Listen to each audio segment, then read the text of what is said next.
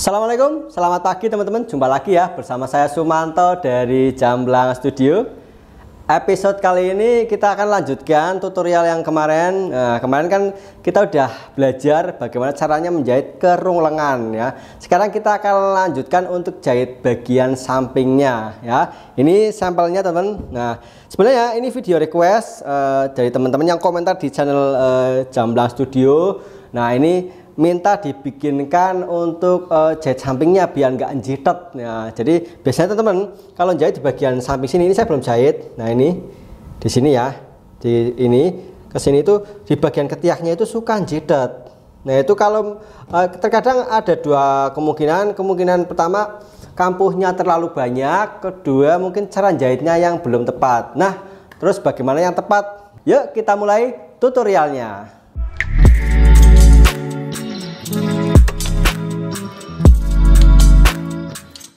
Nah, nanti saya akan contohkan teman-teman untuk penjahitan bagian samping. Ada dua versi. Versi pertama yang kampuhnya dipisah, kemudian yang satunya lagi kampuhnya disatukan. Apa bedanya? Nanti kita lihat ya. Jadi kampuh itu nanti kan ada kayak jahitan di sampingnya itu ada yang dipisah, ada yang disatukan. Nah, ini kemarin kita jahit lengan teman-teman ya. Ini nanti saya obras dulu bagian kerung lengannya. Ini kan kerung lengan belum diobras. Nanti juga saya akan obras bagian sampingnya, biar nanti teman-teman ngerti perbedaannya. Oh ya, sekali lagi ini buat yang teman ketinggalan pengen tahu cara jahit kerung lengan, ini kerung lengan tangan, silahkan simak video saya sebelumnya biar tahu urutannya. Oke, sekarang kita ke mesin obras dulu yuk.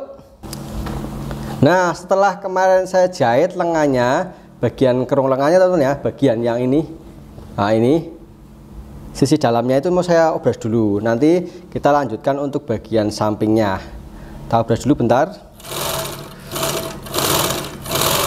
Ini saya pakainya obras yang mesin kecil teman-teman ya. Ini mereknya Singer.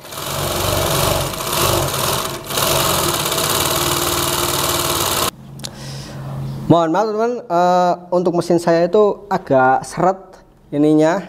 Jadi tadi saya rasa agak berat. Saya mau minyaki dulu. Ini teman-teman kalau mesinnya agak seret, silakan dikasih minyak bagian yang ada tulisannya oil di sini nih, ada oil ya, ditetesi dulu biar nanti ini nggak seret. Oh ya, saya jarang ngasih tahu biar teman-teman nggak kelewatan. Di sini tuh ada busa teman-teman di bagian ini. Kita tunjukkan ya, ke ujung ini. Ini ada busa teman-teman, kelihatan nggak? Nah, itu perlu ditetesi minyak biasanya. Kalau nggak di ini, nanti benang itu dia itu kan kayak jepit. Dia selain sebagai peredam, dia untuk biar apa namanya benangnya itu nggak kering. Jadi nanti nggak ini. Ini bagian sini juga ada biasanya busa ya. Kalau busanya masih ada, silahkan dikasih minyak. Kalau yang bagian atas di mana posisinya? Ini bagian atas di sini. Ini benang atas yang ini. Nah ini, silahkan dikasih minyak ya. Ini untuk perawatan ya. Selain bagian mekaniknya, bagian yang bawah ini juga tension bawah ini dikasih minyak juga teman-teman ya, jangan lupa. Ini kayak ada spon gitu ya, nyerap minyak. Nah, ini biar nanti jalannya alur benangnya itu lancar, nggak gampang gerandet, nggak gampang putus, biar hasilnya bagus dan awet juga mesinnya. Yuk kita lanjutkan. Nah, tadi kan saya udah obras bagian kerung lengannya teman-teman ya. Saya mau obras di bagian sampingnya tapi satu saja, maksudnya satu sisi. Yang satunya nanti saya satukan obrasnya. Nanti kita lihat bedanya ya hasilnya.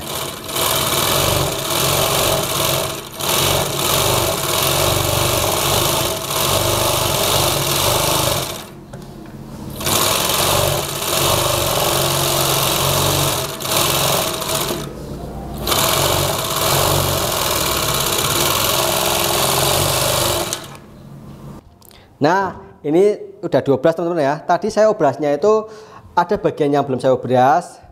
Pertama yang saya obras itu bagian kerung lengan tadi ini. Nah ini ya, diobras. Kemudian bagian samping yang sebelah ini nanti saya nggak obras.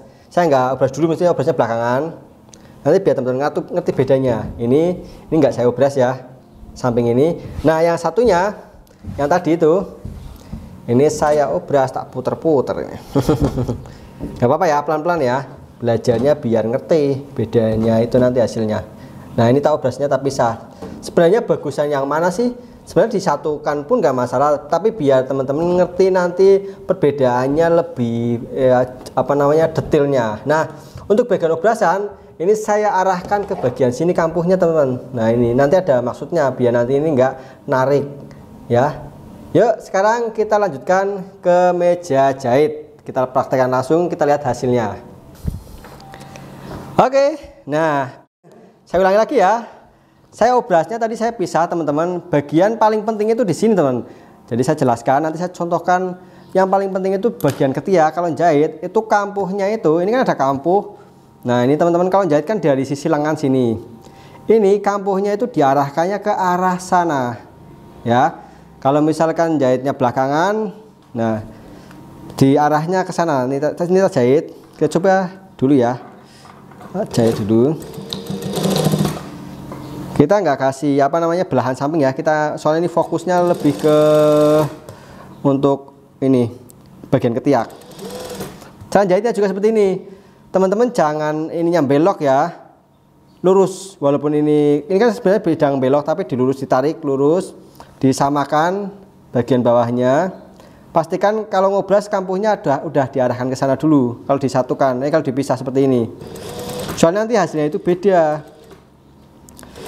Oke, kita coba ya, dimatikan dulu ketiaknya biar kuat. Biasanya ini rawan jebol. Kalau mau dikasih belahan monggo, sampingnya maksudnya ya.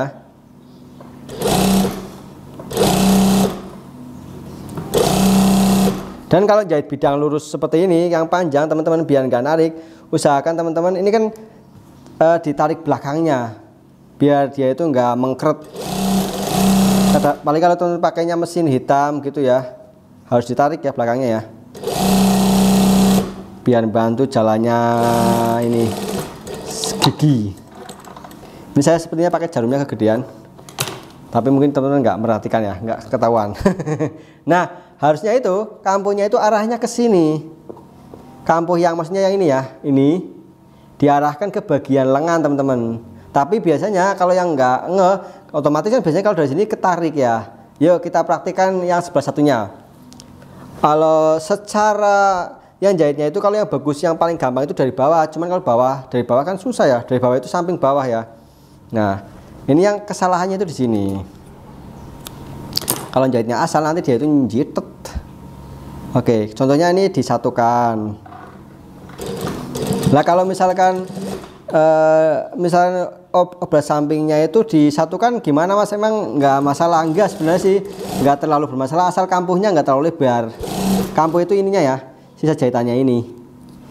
Nah ini kalau teman-teman ngikutin langkah sepatu alur ininya, otomatis biasanya dia itu nanti irinya ke sini ya, kampuhnya harusnya kita arahkan ke sana ya. Ingat ya, jangan ke sini.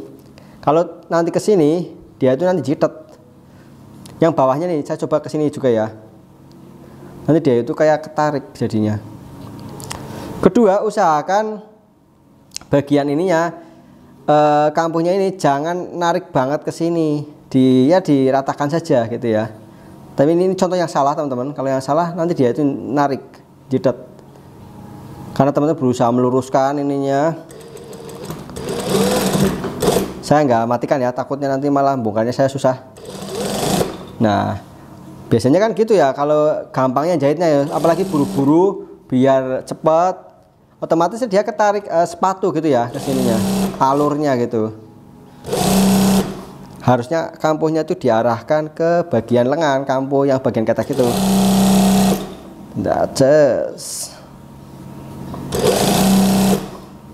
Ini kelihatannya sepele kalau jahit ketiak itu, tapi kalau yang nggak tahu bedainya, nanti hasilnya kurang bagus. Nah ini contoh yang salah itu seperti ini, kalau yang kurang tepat ya.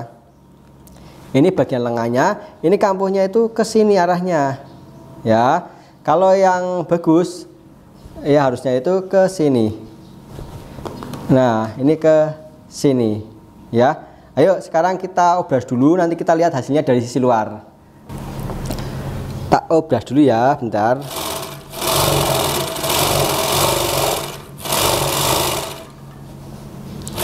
Ini obras yang jadi satu ininya.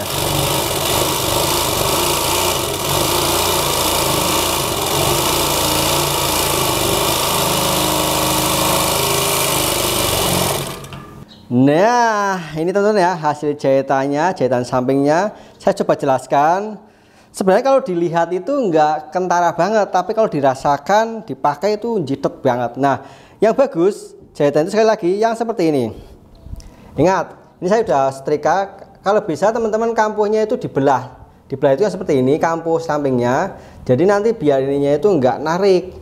Penyebabnya itu kenapa dia kalau di bagian ketiak narik, itu karena kalau yang seperti tadi yang satunya lagi itu yang kurang bagus menurut saya ya. Karena tadi kebanyakan kalau kayak konveksi itu malah jadi seperti itu biar buru waktu ya. Nah ini kalau yang kesini resikonya tangan itu kan ini ya saya jajarkan ya di sini. Contohkan ya, ini yang bagusnya kan harusnya kampuhnya itu ke sana. Nah, karena posisinya itu harusnya jatuhnya ke sini. Nah, kalau misalkan posisinya yang kampuhnya arahnya ke bagian sini, lengan kan otomatis dia kan kampuhnya ke sini, yang satunya yang dari atasnya itu ya ke sini ke bagian lengan. Nah, kalau misalkan ini kampuhnya yang ini ke arah badan, maka nanti dia akan narik seperti ini jadinya ya. Yang ini enggak serasi, harusnya itu arahnya ke sana ya. Bagiannya sini juga sama. Nah, kalau dirapikan, disetrika pun nanti dia kayak jitet, apa namanya, dia melintir ke sininya gitu kan. Yang satunya harusnya ini ke sana, kan nggak mungkin baju itu kecuali kalau kita stick ya, stick bahu ke sini memang. Tapi kalau secara alaminya, nah itu jatuhnya itu ke bagian lengan. Tapi nanti kalau ketiaknya nggak ngikuti, dia nanti jitet ke sini. Nah itu ya posisi untuk kampuhnya itu pengaruh saya tuh ya. Jadi kalau ke arah badan, kalau yang ke arah lengan beda nanti hasilnya. Bagusan harusnya yang ke sini. Nah kemudian kampuh juga, ukuran kampuh juga pengaruh. Kampuh itu ini teman, ini semakin lebar kampuhnya, kalau kampuhnya sampai 1-2 cm gitu ya, maka teman-teman juga harus memastikan ininya ke sini. Dan kalau kampuhnya yang lebar, saran saya teman-teman harus dipecah seperti ini ya. Kalau lebar, kalau pengen kadang-kadang baju pengen cadangannya banyak gitu ya, maka harus dipecah. Kalau dipecah nanti dia itu nggak narik. Kalau seperti ini, katakanlah teman-teman mau ke sini, dia itu nanti kayak ketarik dari sisi luarnya. Kita bandingkan ya dari sisi luarnya ya. Kalau dilihat itu kadang-kadang nggak ini banget, tapi kalau dipakai berasa. Ini yang bagus, yang kampuhnya dipecah teman-teman. Yang kampuhnya dipecah ya, yang sebelah kanan. Nah itu kalau kita agak tarik, bukan ditarik, dirapikan, dia itu jatuhnya itu nggak, nariknya itu nggak sini, nggak jitet banget sininya. Ya lebih rapi sisi luarnya. Ini ada tapi sedikit. Kalau yang itu kadang-kadang jadi kayak jendol di sininya itu. Nah ini ya, kalau tadi nah sininya itu agak susah ngerapinya karena dia ketarik ke bagian ininya.